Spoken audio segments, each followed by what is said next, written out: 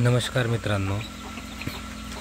तर मित्रांनो, आज आपण बघणार आहोत खाद्यात काय द्यायचे आणि काय नाही द्यायचे.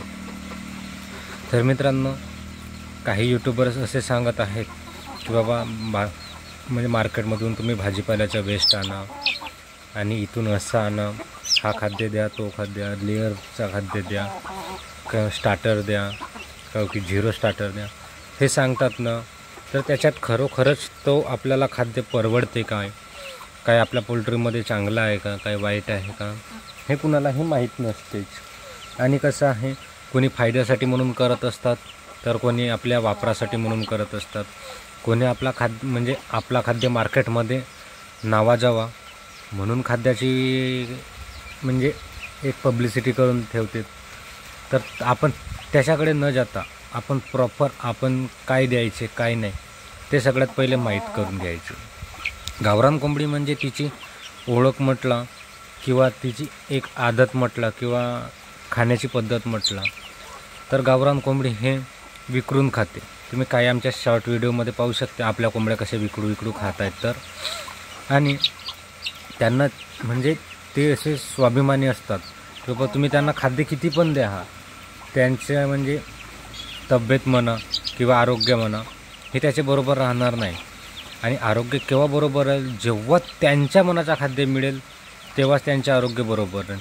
तुम्ही किती पण देऊ शकता, पोल्ट्री शेडमध्ये टाकू शकता. कोणी घरचे शिळे अन्न पण देते, कोणी तांदूळ देते, गहू देते, ज्वारी बाजरा, कोणी मका देत असते किंवा कोणी धान टाकत असते किंवा तांदळाची कणी टाकत असते. काही लोक कुकूस टाकतात. कोणी मार्केटमधला भाजीपाल्याचा वेस्ट आणतात, आणखी शेतीमधला काही वेस्ट आहे, कोणी अळ्या निर्माण करून टाकत असतात.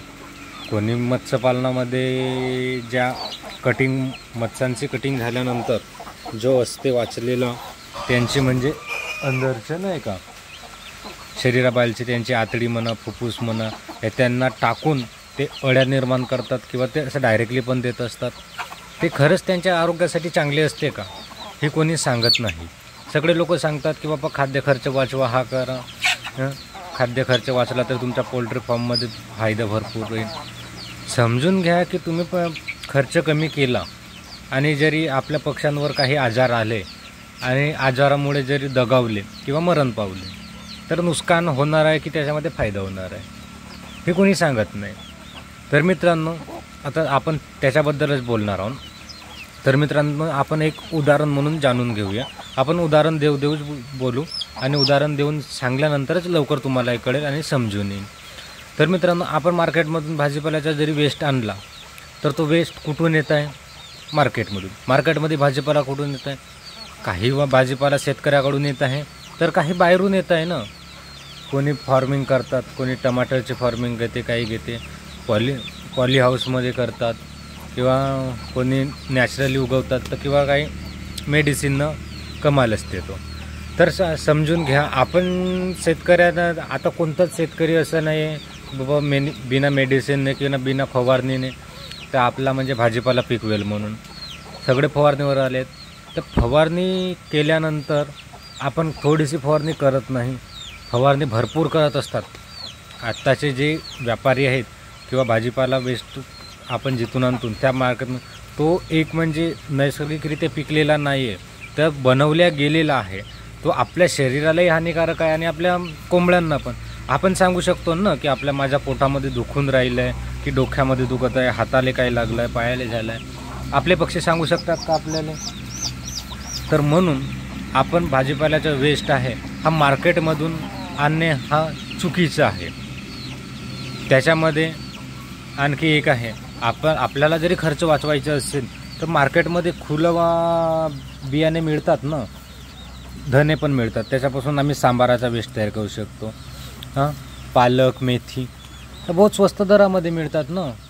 आपण हाय क्वालिटीचे बीज नाही घ्यायचे ना, थोडे सस्तेवाले घ्यायचे, त्याच्यामध्ये खर्च वाचवायचा ना. आपण आपल्याला तर लोकांना विकायचे नाहीत ना, आपल्याला पक्ष्यांना द्यायचेच आहेत, बरोबर ना.